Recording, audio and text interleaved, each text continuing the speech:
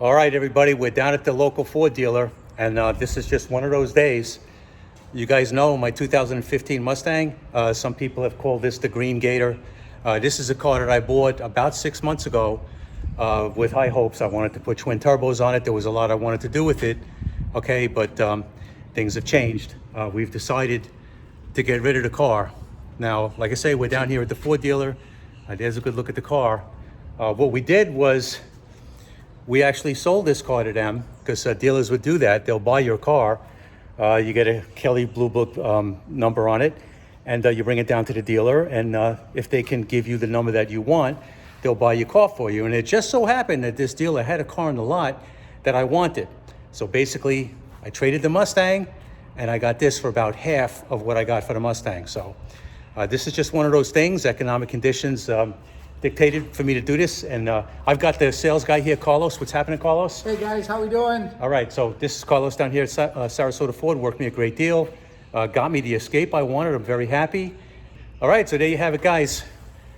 The Mustang is gone. We still got the orange furry one, and now we got the 2011 Escape. And let me tell you, this has got the 24 valve Duratec V6 in it with the VVT. This thing rips. I'm really happy with it.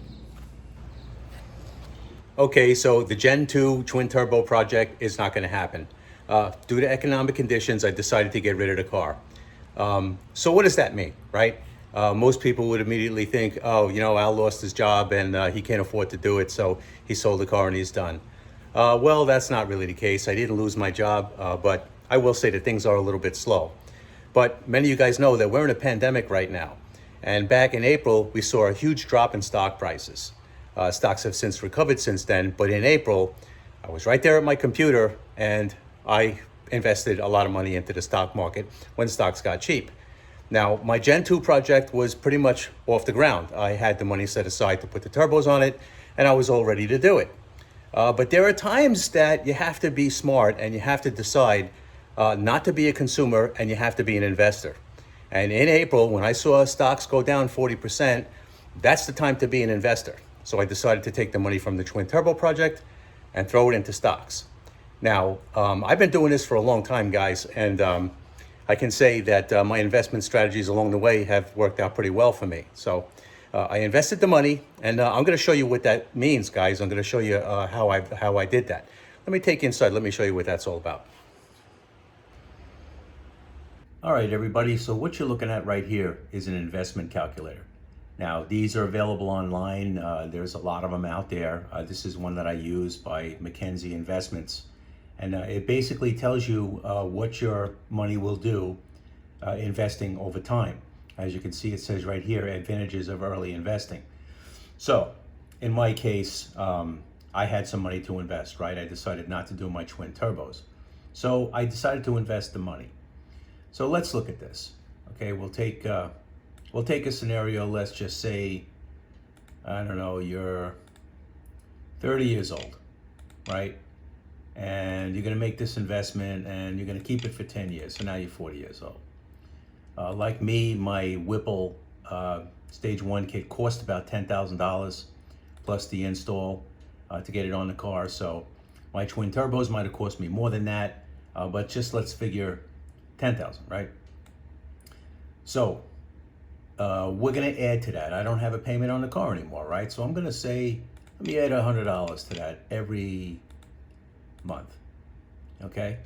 And from my experience, because I've been doing this a long time, you could easily get 10% in a good equity fund, mutual fund, or whatever. 10% is pretty easy to get. And I've been doing this a long time, and I've got that. So we're just going to add in 10%. Let's look at this. Let's look at what that really means, okay? Total investments, the initial $10,000 plus the $100 a month was a total of $22,000. But look at this, over that 10 years, it grew almost $24,000. So basically, the money doubled in 10 years. 45,924, almost $46,000. That's looking pretty good. But it actually gets better than that. I mean, if you look at this a little closer, let's just say you wanted to keep it another 10 years. Say you want to keep it till you're 50 years old. Okay, why not, right? let's look at this. You invested $34,000. Now it grew 105 to 139. Now we're talking. Now we're talking some serious numbers. Now, like I say, guys, this is just a scenario that I'm throwing around. In April, I decided not to do my twin turbos. I decided to invest the money. I picked up stocks a lot cheaper than you normally would have. So this 10% might be 11%. Let's change that. Okay? And let's look at what that looks like. Okay, now we're at $161,000, $161,500. Only invested $34,000, and it grew $127,000. So you can see investing is very important. I mean, if you decide to do this, this is a very good thing to do. Let's take another scenario. Let's just say you're 25 years old, and you're thinking about retirement. Okay, so let's look at this. Say 65. That's a common number people throw around for retirement. You're 25, so you don't have as much money, so you add $3,000 to it. Okay, and periodic deposit. I don't know. Let's just say you make a commitment to do $200 a month. Okay, so let's change this to monthly. And you're going to get the 10%. You're going to get a series of, say, mutual funds or ETFs. You get an average of 10% over that time. Let's see what this amounts to. Well, look at that. This 25-year-old invested just a little bit less than $100,000. It grew to, all by itself, $1.1 million for a total of 1.245. Almost, 1.2 million, $1.2.5 million. Now, these are big numbers, guys, but this is basically what this is. Advantages of early investing. This is what it's all about. So in my case, I invested the money that I was going to do with my twin turbo kit. I sold the car. I no longer have the car payment. I have a car that I'm driving around in, doesn't have a payment on it. So I'm able to take my money and make it grow. Now I'm probably going to hold that for 10 years. So we're looking at changing this to 40. All right, and I'll probably get that 11% because I got discounted prices in April. And look at that. I'm going to turn that $10,000, and with a measly little $100 deposit each month over that 10 years, I'm going to turn that into almost 50 grand. So this is why I made the decision to do that. And there'll be other things for me to do down the road, but sometimes you have to be an investor and not be a consumer. Now also, you can make a comparison too. Look at this 25-year-old who started with $3,000 and did $2,000 a month. Okay, look at how far ahead he is of the 31-year-old at this point when he's 31. Double the money. And look at the growth. It's amazing. But this is what it's all about, guys. I've been doing it all my life. So like I say, I've been investing for a long time. And if you're in the market at the right time, or even if you're just dollar cost averaging in over a long period of time, you can make a lot of money. Now, so I decided to invest the money that I had set aside for the twin turbos and put it in the stock market. So, there was a possibility that I would keep the car, even though I didn't want to, put the twin turbos on it. But I had a note on that car, and I didn't want to pay that note. There really was no point for me to have two Mustangs. I still got the Orange Fury one here. And, having the Gen 2 was nice. I mean, it was a nice car, but I owed a good amount of money on it.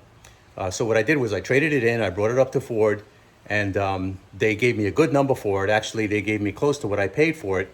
I paid off the note, and I had some equity in the car, and I was able to get something else. Look right there. That's my 2011 Ford Escape that I have now. If you guys remember, before I bought the Gen 2, I had an older version of this vehicle. This is a 2011. This is the second to last year of production for this model run. I have to tell you, I really like this car. Let me turn the camera around. Let me show it to you. All right, guys, check out this Ford Escape. This is the car that I got in exchange for my 2015 Mustang GT. I bought that Mustang back in September of 2019, and I actually got a pretty good price on it. So Kelly Blue Book valued the car pretty good. I brought it to the local Ford dealer, and they actually gave me a good number for it. So I did pretty good on that. And this car was on the lot, and I picked up this car for about $8,000. Now, this was a local trade-in, one-owner car that has only 61,000 miles on it. She's a six-cylinder, okay, 3-liter 6, Duratec engine, and it's got a 6R80 transmission. And I love this thing. It's super clean. I'll show you inside. You can see typical XLT. It does not have leather seats, which I think is good for a used car because the leather gets kind of chafed up, and the cloth sometimes will hold up a little bit better. And you can see this one's looking pretty clean. In fact, it looks so clean that my old lady loved it. So when we got into the car, even though it's a little old, it doesn't have much technology in it, we like it. It's clean, it's fun to drive, and this six-cylinder's got some power. Now, if you look in here, you'll see there really isn't a heck of a lot to be excited about. No backup camera, no Bluetooth, no rear backup sonar, nothing. The only thing it has here is you can see it has a auxiliary port, so I can plug in my iPhone and play my music and things like that. But I can plug the phone into the stereo. There really is not much to this stereo. It's a base unit. Car does not have a sunroof. But like I say, she's perfectly clean. One owner car, 61,000 miles. Let me show you the back. You can see this car is absolutely perfect. You know, when I did my investment calculations, you know, I showed you a 30-year-old what investments, you know, he would make. Well, obviously I'm not a 30-year-old, but I plan on being around for a while. And honestly, this car looks like a good one. You can see how clean it is. This thing looks like it was hardly used. So I'll probably keep this one for a while because I don't owe anything on it. And she's looking like a good car. I take her around this side, show you what it looks like on the inside. Like I say, 61,000 miles, one owner car, owned by somebody right here in Florida. That guy traded it in, and I got my hands on it, and I'm really happy because I like these cars. You can see the interior looks like, look at that seat. Looks like it was hardly used. It's nice to have a white car in Florida because it's very hot here, and white's good. It reflects the heat. The windows are tinted just a little bit. XLT wheels. There you have it, guys. Let's take a look under the hood. All right, well, here she is. Nothing fancy, nothing crazy, but what we have here is a Duratec 24-valve V6. Now, I had the previous version of this engine, guys. It was the 3-liter that did not have VVT. It was the 24-valve 3-liter that had variable runners, put down 201 horsepower. But this one has VVT. You can see the connections right here for the phasers. There and there. All right, it's a little 3-liter Coyote, as far as I'm concerned. You know, this thing's got 240 horsepower. It runs strong. Torque comes on really strong off the bottom. When you hit this thing hard, she breaks the wheels loose. You know, so this little engine has got some punch to it. And I gotta tell you, I really like it. Well, like I say, 61,000 miles, I'm gonna have this one for a while. This car is a beauty. So guys, I really love that Ford Escape.